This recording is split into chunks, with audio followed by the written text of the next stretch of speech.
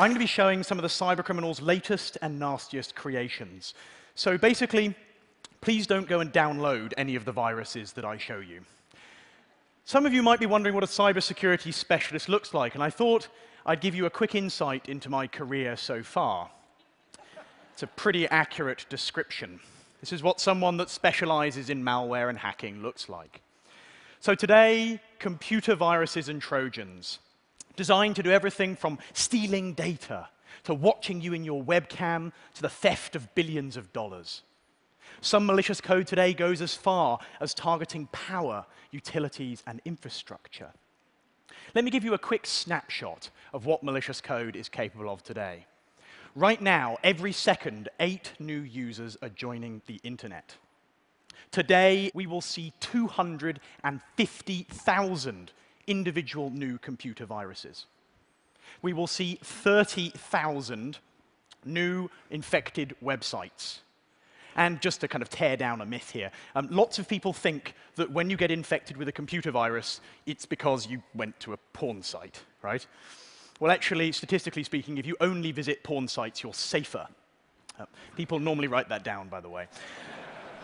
Actually, about 80% of these are small business websites getting infected.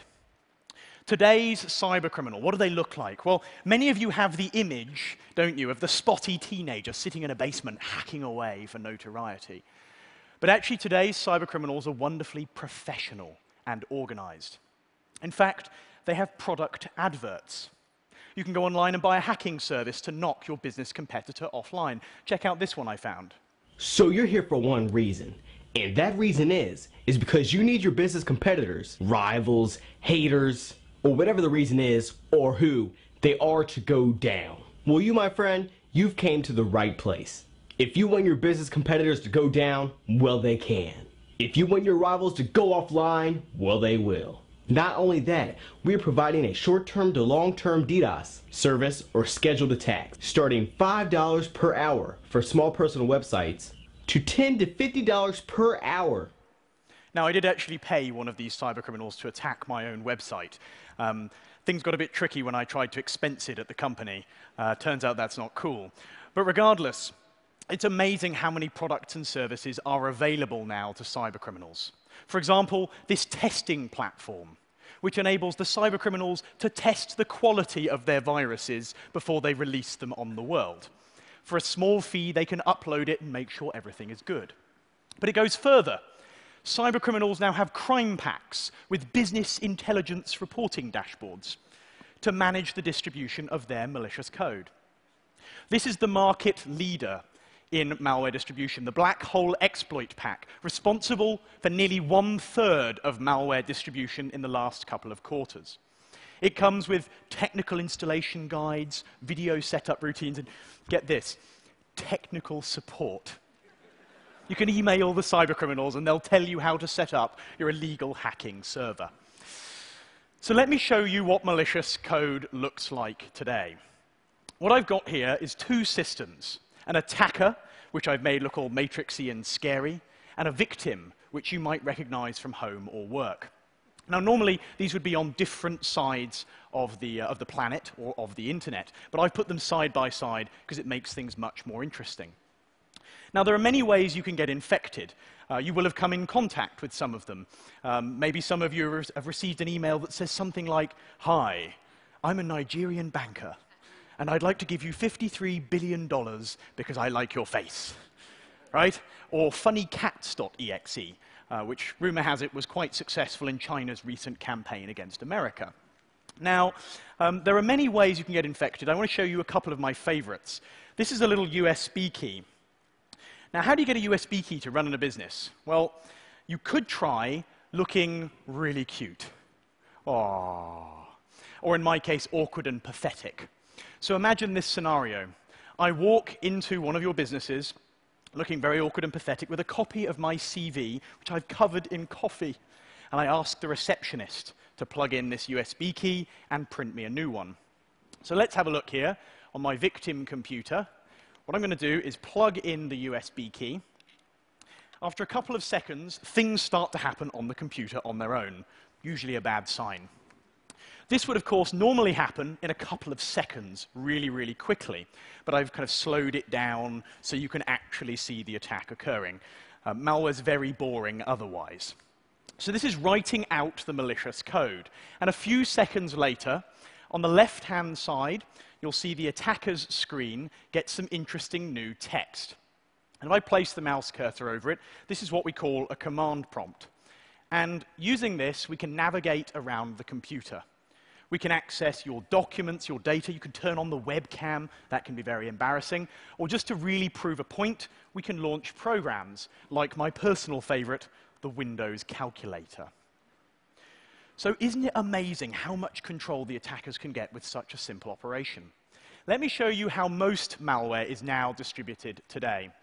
What I'm going to do is open up a website that I wrote. It's a terrible website. It's got really awful graphics. And it's got a comment section here where we can submit comments to the website.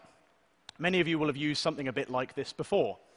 Unfortunately, when this was implemented, the developer was slightly inebriated and managed to forget all of the secure coding practices he had learned. So let's imagine that our attacker, called Evil Hacker, just for comedy value, inserts something a little nasty. This is a script. It's code which will be interpreted on the web page. So I'm going to submit this post, and then on my victim computer, I'm going to open up the web browser and browse to my website, www.incrediblyhacked.com. Notice that after a couple of seconds, I get redirected. That website address at the top there, which you can just about see, microshaft.com. The browser crashes as it hits one of these exploit packs, and up pops fake antivirus. This is a virus pretending to look like antivirus software. And it'll go through and it'll scan the system, have a look at what it's popping up here. It creates some very serious alerts. Oh, look, a child porn proxy server. We really should clean that up. What's really insulting about this is not only does it provide the attackers with access to your data, but when the scan finishes, they tell you in order to clean up the fake viruses, you have to register the product. Now, I liked it better when viruses were free. People now pay cybercriminals money to run viruses, which I find utterly bizarre. So anyway, let me change pace a little bit. Chasing 250,000 pieces of malware a day is a massive challenge. And those numbers are only growing, directly in proportion to the length of my stress line, you'll note here. So I want to talk to you briefly about a group of hackers we tracked for a year and actually found. And this is a rare treat in our job. And this was a cross-industry collaboration, people from Facebook, independent researchers, guys from Sophos. So here we have a couple of documents which our cybercriminals had uploaded to a cloud service, kind of like Dropbox or SkyDrive, like many of you might use. At the top, you'll notice a section of source code. What this would do is send the cybercriminals a text message every day telling them how much money they'd made that day. So kind of cybercriminal billings report, if you will. If you look closely, you'll notice a series of what are Russian telephone numbers. Now, that's obviously interesting because that gives us a way of finding our cybercriminals. Down below, highlighted in red in the other section of source code, is this bit leaded::leaded. That's a username, kind of like you might have on Twitter. So let's take this a little further. There are a few other interesting pieces the cybercriminals had uploaded. Lots of you here will use smartphones to take photos and post them from the conference. An interesting feature of lots of modern smartphones is that when you take a photo, it embeds GPS data about where that photo was taken. In fact, I've been spending a lot of time on internet dating sites recently, obviously for research purposes. And I've noticed that about 60% of the profile pictures on internet dating sites contain the GPS coordinates of where the photo was taken. Which is kind of scary because you wouldn't give out your home address to lots of strangers, but we're happy to give away our GPS coordinates to plus or minus 15 meters. And our cybercriminals had done the same thing. So here's a photo which resolves to St. Petersburg. We then deploy the incredibly advanced hacking tool. We used Google. Using the email address, the telephone number, and the GPS data. On the left, you see an advert for a BMW that one of our cybercriminals is selling. On the other side, an advert for the sale of Sphinx kittens. One of these was more stereotypical for me. A little more searching, and here's our cybercriminal. Imagine, these are hardened cybercriminals sharing information scarcely. Imagine what you could find about each of the people in this room. A bit more searching through the profile, and there's a photo of their office. They were working on the 3rd floor. And you can also see some photos from his business companion where he has a taste in a certain kind of image. Turns out he's a member of the Russian Adult Webmasters Federation. But this is where our investigation starts to slow down. The cybercriminals have locked down their profiles quite well. And herein is the greatest lesson of social media and mobile devices for all of us right now. Our friends, our families, and our colleagues can break our security even when we do the right things. This is Mobsoft, one of the companies that this cybercriminal gang owned. And an interesting thing about Mobsoft is the 50% owner of this posted a job advert. And this job advert matched one of the telephone numbers from the code earlier. This woman was Maria. And Maria is the wife of one of our cybercriminals. And it's kind of like she went into her social media settings and clicked on every option imaginable to make herself really, really insecure.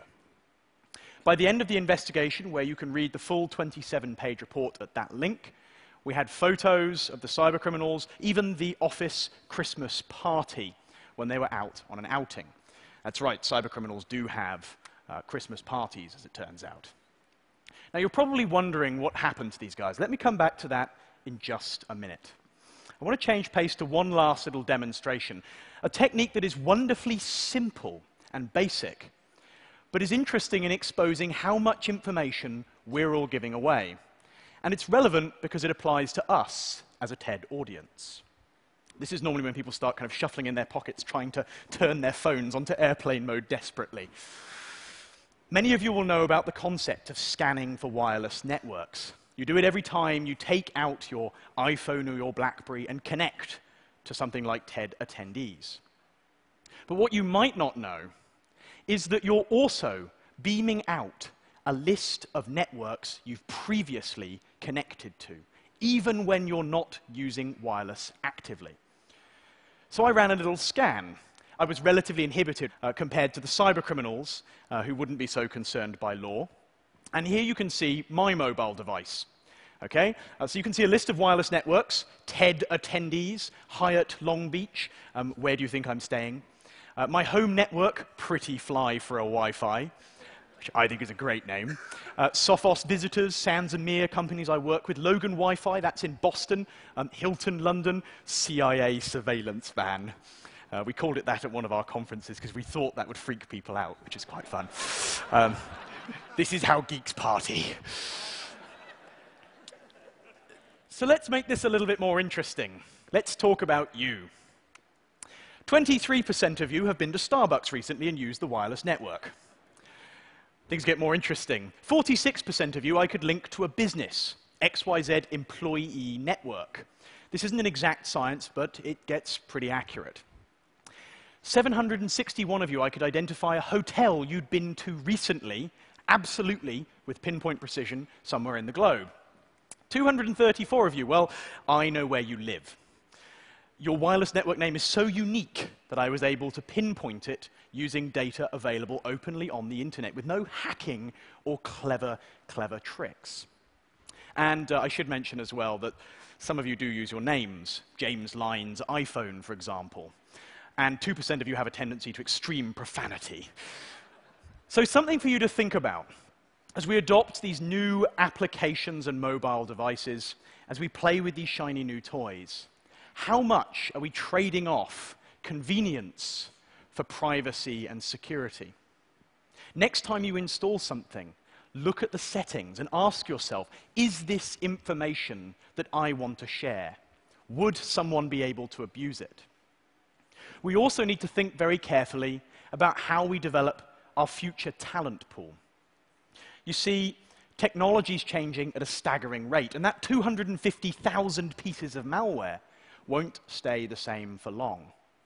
There's a very concerning trend that whilst many people coming out of schools now are much more technology savvy, they know how to use technology, fewer and fewer people are following the feeder subjects to know how that technology works under the covers.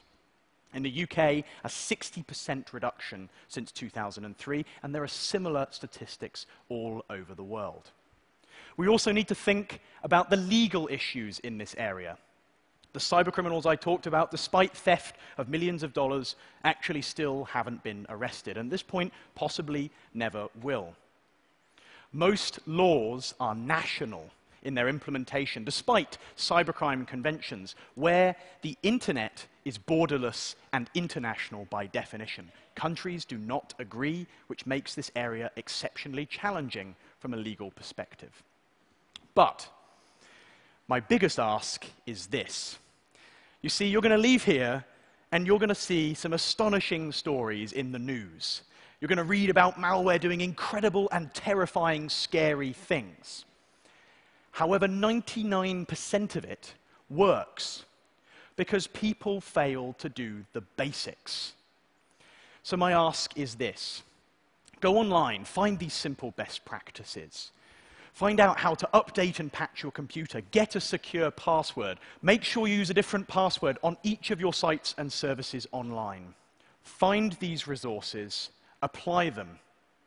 The internet is a fantastic resource for business, for political expression, for art, and for learning.